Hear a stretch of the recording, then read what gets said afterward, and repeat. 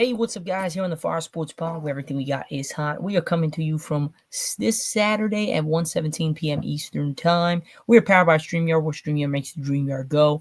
We are here currently on Season 6, Episode number 24 on the Fire Sports Pod. So I know it's Saturday, guys. We were supposed to have a show yesterday. Had a busy day, had a job, couldn't get on the show. But guess what? We're back at it again with another show.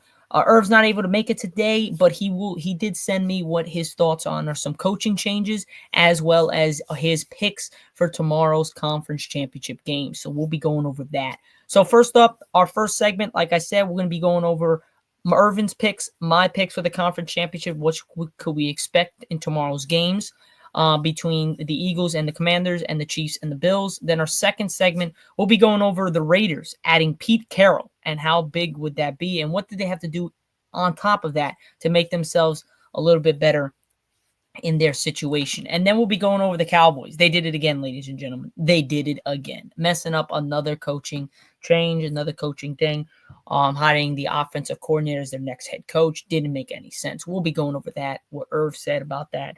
And then Robert Saleh goes to the 49ers. We'll be going over that as well. So we got a bunch to get to. Let's start with our picks for the AFC and NFC championship games tomorrow. So we have, the playoffs have been, from the beginning, absolutely crazy. The losses, all this crap has been absolutely ridiculous. Who would have thought the Lions lose to the Commanders? The Rams just barely lose to the Eagles. The Vikings get outed in the first round by the Rams, get absolutely dismantled. I was not expecting that. Irving was not expecting that. No, a lot of people weren't expecting that. And people said that they got those picks, and I think they were cheating, man. So let's start off. Let's recap what happened in the divisional round. We had Kansas City take down Houston, and then we had Buffalo edge out Baltimore. Now it is Buffalo, number 2 at 13-4, taking on number 1 Kansas City at 15-2. Coming to you from Arrowhead on CBS tomorrow. It's going to be a game, ladies and gentlemen. It is going to be a game to watch. We've had some great games between these two franchises in the past, in the playoffs and in the regular season, and it comes down to, again, whoever wins will advance to the Super Bowl. What a game. I'm going out on a limb here. I'm taking Kansas City. I believe in Patrick Mahomes. I don't think anybody is going to beat them this year. I think whoever wins this game is kind of the Super Bowl winner. So if the Buffalo Bills win in the Super Bowl. If Kansas City wins the Super Bowl. No disrespect to the guys in the NFC. I just think that the two best teams still alive are Kansas City and Buffalo. And I think Kansas City is the better team than all of them. So I'm going to take the Chiefs. Just not because of Patrick Mahomes. You have a Travis Kelce. You have an Andy Reid. They have been there twice in a row. They have won it. They are going to get the three-peat and the first to ever do it in the NFL history. And I think that happens this year without a doubt. But again, they're getting older. Travis Kelce's getting older. Patrick Mahomes has been in the league for a bit. They're getting older and older and older by the year. So we might not see this again in a really long time. So we should cherish what we have here. I know with the refs, I know all the shit about Taylor Swift, all that crap. I think it's a bunch of hocus pocus. Really, legitimately. I think this is greatness we're witnessing right now. And I'm going to go on a limb here, and I'm taking Kansas City. I think Kansas City will beat them. They're at Arrowhead. They proved it last year. They went into Buffalo. They knocked the doors off Buffalo. They beat them. They proved it last year that they can win on the road. Now they're at home. It's home cooking right here with Kansas City. So I think Kansas City takes down Buffalo with a close win. I think it's a high-scoring game. I think we get I'm going to go out on a limb here. I think Chiefs win by a field goal. I think it ends on a game-winning field goal. Seriously. Last couple seconds of the game, Patrick Mahomes drives him down the field, kicks the game-winning field goal. I'm going to go out on a limb here. I'm going to go 31-28.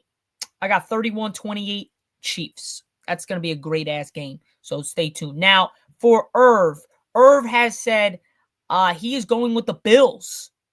He's going to go with the Bills to take down and upset the Chiefs in Arrowhead to advance to the Super Bowl for the first time since the 90s, where they went there 4 straight times and they lost and got killed multiple times by the Cowboys in those times. So he's taking the Bills and Josh Allen to advance to the Super Bowl. I'm taking Kansas City. Now, for the NFC, we both are in agreement. We are taking Washington, ladies and gentlemen. Jaden Daniels has showed us that this guy is for real. I told you guys in the beginning, since the draft, I said Jaden Daniels, and even during the summer, I said Jaden Daniels is going to be the best quarterback out of his draft class, and you're going to see it this year. Did I expect him to make it to the playoffs and beat the Lions and get to the NFC Championship? Hell no. Did I expect him to be in the playoffs? Did I expect him to do great things? Hell yeah. So I'm going to take out on a limb here. I told you guys. I told you he was going to be that guy. And Bo Nix right behind him. I told you Caleb Williams is not going to be such a great, this all-around fantastic quarterback. He's going to need a system in place to be good. And that's what he's got now with Pete Carroll going to Chicago. We'll be going over that in just a sec. But the fact of the matter is, I think Washington is on a good streak. They have beaten Tampa Bay in a close one. They've held the number three offense in the league to 20 points in Tampa Bay. They beat them to advance to the next round. And then they go into Detroit. And no one was expecting Washington to beat Detroit. Not even close. And not hang up 45 on them. Yes, the Detroit Lions defense was bad, but the offense was just horrific in that game. Threw five turnovers to the other team. You're not going to win a football game if you have 5 turnovers. So I think Washington was the better team to begin with. This was the better team to get out of there because they have a better defense than Detroit. The offense is not as good as Detroit, but their defense complements their offense, and their offense complements their defense. Detroit only had an offense. Their defense never did because they lost, and they had 18 guys going into that game on the injured list. That's not good. So I think Washington deserved it. They played better. They wanted it more. And then we got the Eagles, man. We got the Eagles. I mean, you guys know. It pains me to even root for the Commanders or the Eagles in this situation because I am a Cowboys fan, but no bias. Absolutely none bias. I like the Eagles. I think Saquon has revitalized his career in Philadelphia. He is looking like a man amongst boys out there. They're going to have a problem with stopping Saquon. But the problem is not going to be Saquon. Can you minimize Saquon's touchdowns? Can you keep his big playability to a T? If you could do that, you'll win this football game. If he goes out and runs for 250 yards again, over 200 yards against their team and 2 touchdowns, you're going to lose this game. And can you make the Eagles run Jalen Hurts and you're going to hit him? Make sure you hit him because if not, he's going to hit you back. So I'm going to take Washington. I just think I like their defense. I like the way they're playing on offense. And I just don't like Philly's offense. Philly's offense is very run heavy. They're very dependent on Saquon. If Saquon doesn't get over 200 yards or 150 yards, their offense is not that good. Their offense throwing the football wasn't the best.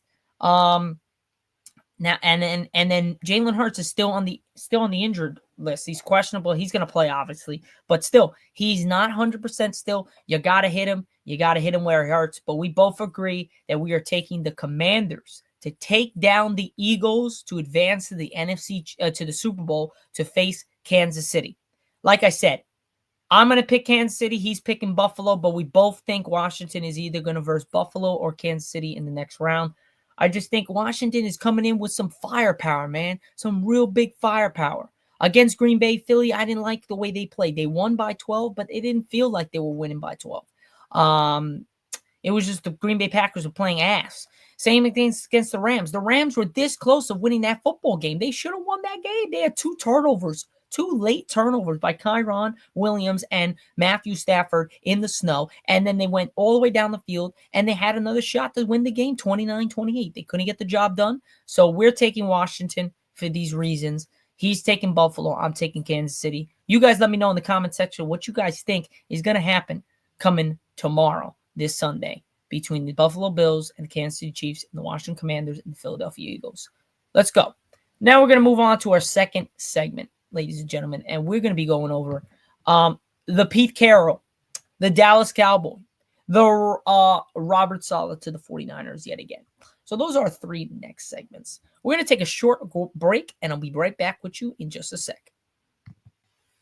All right, ladies and gentlemen, we are back like we never left, and we're going to be going over the Pete Carroll situation. He is heading to Chicago. Former Seattle Seahawks Super Bowl champion head coach Pete Carroll has agreed to become the next head coach of the Las Vegas Raiders. My bad. The Las Vegas Raiders. I don't know why I said Chicago. The Las Vegas Raiders. Ben Johnson's going to Chicago. So with that being said, Pete Carroll, older guy, got them to a Super Bowl in Seattle, won a Super Bowl. He can maybe turn this team around. Definitely, most definitely, I think he could turn this team around. But they got a lot more to do. Pete Carroll was just the tip of the iceberg. Now they got to get a quarterback. They got to get a good young quarterback in the draft. They got to get some offensive pieces around him, an offensive line. They got to do right and help out their quarterback, whoever they get. Because I'm telling you, Aiden O'Connell and Gardner Minshew the third or second is not doing it for your team. Just to let you know. But Carroll, he turned 74 on September 15th, spent the 2024 season as advisor with the Seahawks for stepping down following a 14-team season as the team's head coach from 2010 to 2023. Carroll will be the oldest head coach in NFL history when he leads Las Vegas on the age of 74 in 2025.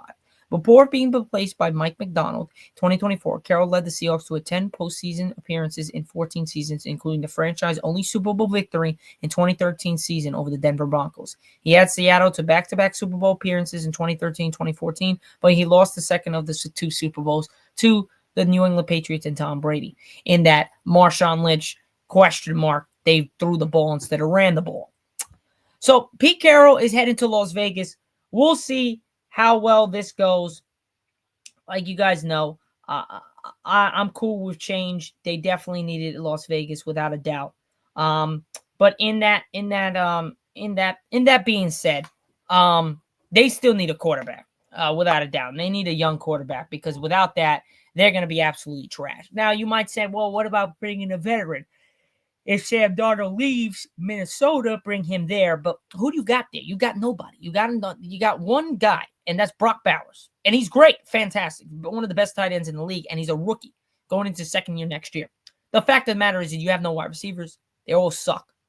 You don't really have a running game. You lost Josh Jacobs. So Pete Carroll's got to do his due diligence, and they got to try to find some equity in draft. If not, and personnel, if not, they're going to be absolutely trashed this coming year.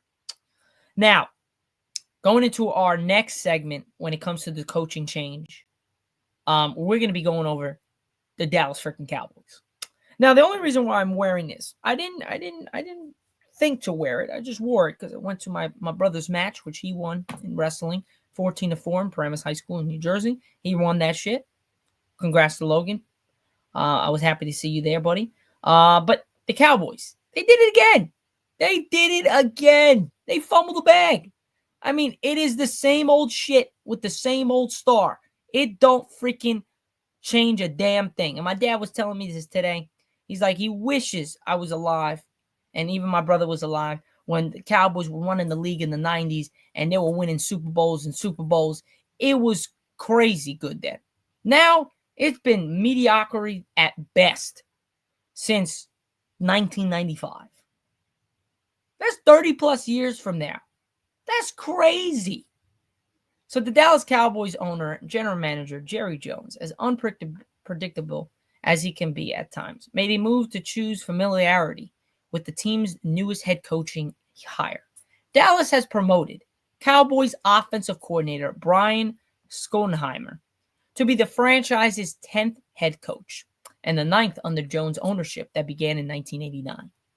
The team announced Friday night Schottenheimer's contract will be for 4 years per Dallas Morning News. Brian Schottenheimer is known as a career assistant, Jones said via ESPN. He ain't Brian no more. He is now known as the Cowboys head coach. In that case, then you keep Mike McCarthy. In that case, you sign Kellen Moore. I'll take those two guys over this guy any day of the week. He's boys with Dak. All right. Well, Dak, you better show up, because if not, you're going to get your boy fired by the end of next year. Because the way this is looking, we're going to be absolutely trash next year, no matter what we do. This guy had us one of the number one 2 years ago in offense. And we got absolutely smacked by Green Bay in the playoffs. Then this year, he was tied for 20. He was 21st. And we didn't make the playoffs. And we had a below 500 record. Just saying. And when he was with Dak, and Dak was healthy, motherfuckers weren't doing anything. So, just trying to tell y'all, I'm not excited for this coming year for the Cowboys. Not at all. Because at that point, bro, you could have signed Mike Vrabel.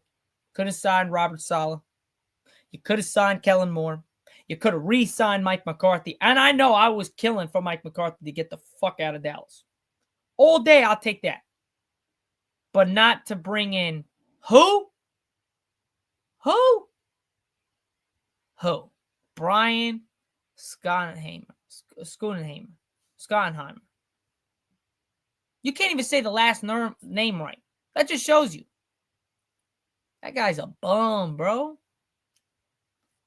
Here we go again. We're going to have Stephen A. Smith laughing at our asses the entire year next year. He's already laughing. He's already started laughing since we hired the guy yesterday. It's just the same old shit, the same old bad team and bad run organization by Jerry Jones, bro. He freaking sucks. So enough about that. Last one, but certainly not least, Robert Saleh. He is back in the Bay. He's going to be the defensive coordinator for the San Francisco 49ers. And they desperately needed it because their defense this year was absolutely atrocious. They had a lot of injuries, but they were really bad. So was their offense. I think bringing Kyle Shanahan, having Kyle Shanahan there, bringing back Robert Saleh, the core that got them to the Super Bowl against the Chiefs a couple years back was the way to go. They got him back now. And I think it's great because I think Robert Saleh is a great coach, but I think he's more suited as a defensive coordinator. Because when he was with New York for the first 5 games this year, their defense was good. Their offense was just trash, which made their defense look terrible, but their defense wasn't horrible. They were doing some good things. It was because the offense was just completely trash.